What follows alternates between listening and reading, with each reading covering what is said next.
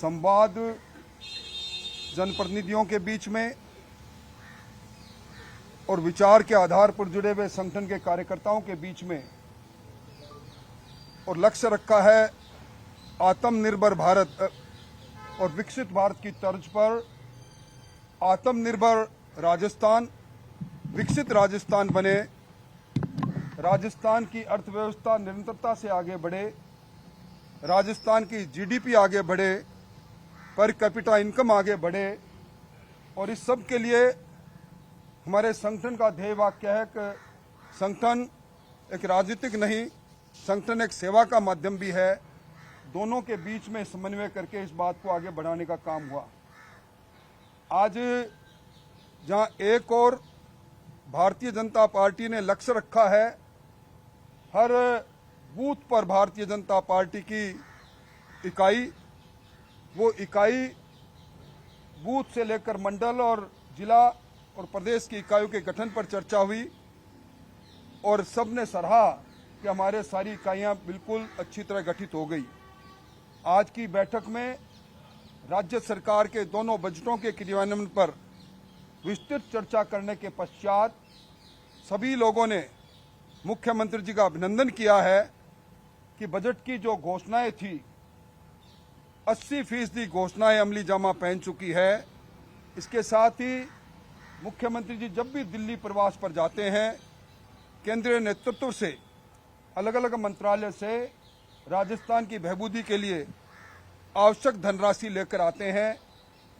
पहली बार ये देखने को मिला है कि मुख्यमंत्री जी की दिल्ली के हर प्रवास में राजस्थान विकास की दृष्टि से आगे बढ़ने का काम राजस्थान ने किया है।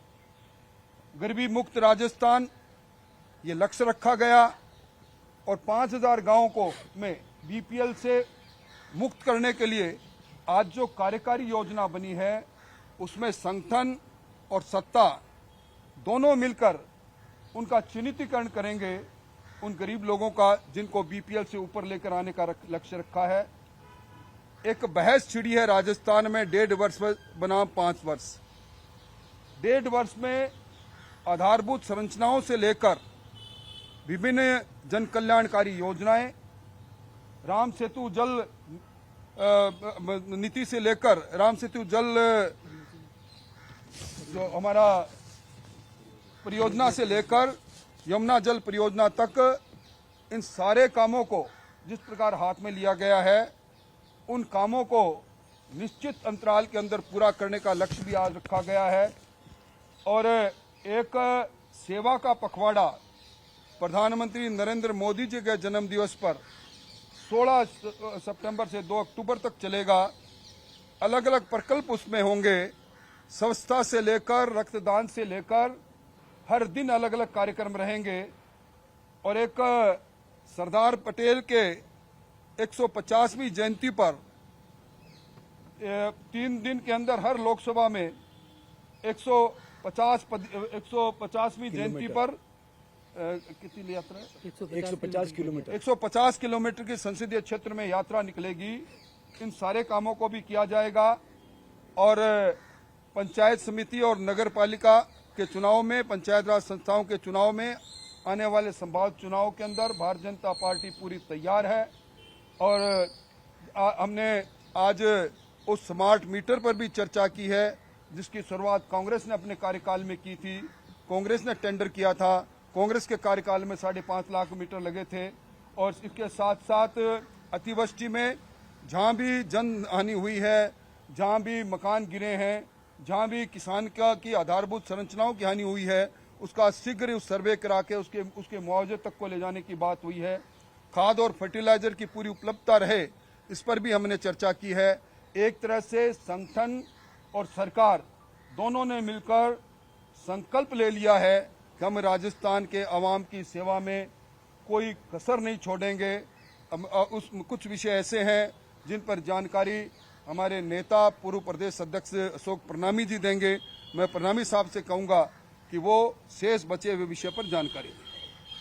बहुत बहुत धन्यवाद। वैसे तो राजेंद्र जी ने करीब करीब सारी बातें आप लोगों के समक्ष में रख दी हैं।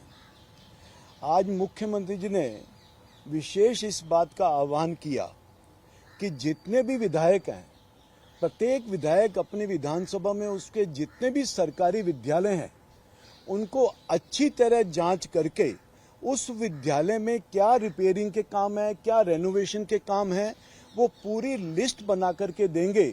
और जितने भी इस प्रकार के विद्यालय हैं उन सभी विद्यालयों को रेनोवेट किया जाएगा।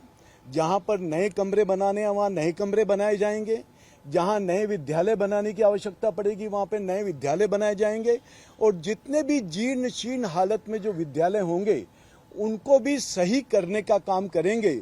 और बहुत ही प्रसन्नता की बात है कि अभी मुख्यमंत्री जी दिल्ली गए थे तो उन्होंने मंत्री धर्मेंद्र प्रधान जी से बात करके वहां से भी बहुत अच्छा अमाउंट इन विद्यालयों के रख रखाव के लिए भी लेकर के आए हैं। और मैं समझता हूं पूरे राजस्थान प्रदेश में एक भी विद्यालय ऐसा नहीं बचेगा जो जीर्ण शीर्ण हालत में होगा। जैसा कि राजेंद्र जी ने बताया कि सरकार और संगठन दोनों मिलकर के इस राजस्थान प्रदेश का विकास करेंगे, राजस्थान प्रदेश को विकसित प्रदेश बनाएंगे, राजस्थान प्रदेश को एक आत्मनिर्भर प्रदेश बनाने का काम करेंगे। चाहे वो रोजगार के क्षेत्र में हो, चाहे वो पानी के क्षेत्र में हो, चाहे वो ऊर्जा के क्षेत्र में हो, चाहे राइजिंग राजस्थान के माध्यम से औद्योगिकरण की बात हो, हर दिशा में, चाहे वो किसान वर्ग हो, हर वर्ग को हम आगे लेकर के जाएंगे और राजस्थान प्रदेश का हम विकास करेंगे। धन्यवाद।